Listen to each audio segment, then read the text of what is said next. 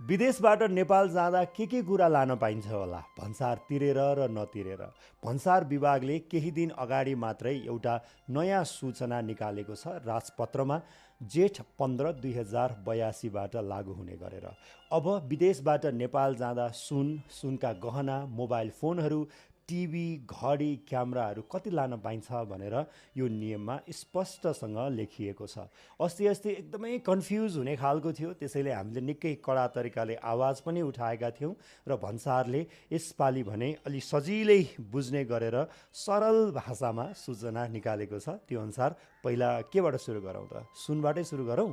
सुनबाटै सुरु गर्छु है त। भन्सार ऐन 2081 को अनुसूची 4 अनुसार के लान पाइन्छ भनेर भनिएको छ। पहिला गहनाबाट सुरु गरौँ। गहनाको हकमा चाहिँ महिलालाई 50 ग्रामसम्म र पुरुषलाई 25 ग्रामसम्म गहनामा भन्सार शुल्क लाग्दैन।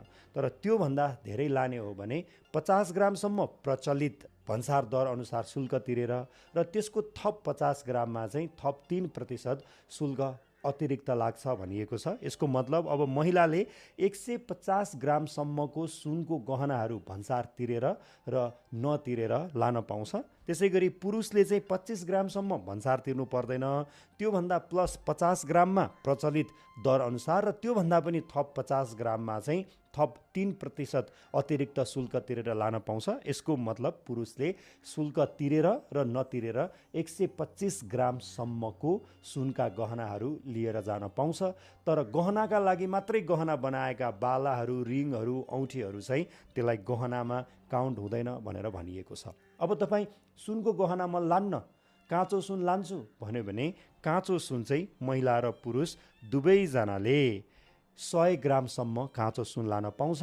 पहिलो 50 ग्रामसम्म चाहिँ प्रचलित भन्सार दर र त्योभन्दा बाँकीको 50 ग्राम चाहिँ 3% अतिरिक्त भन्सार दर तिरेर महिला वा पुरुष दुवैजनाले काँचो सुन 100 ग्रामसम्म नेपाल लान पाउँछ भन्सार तिरेर।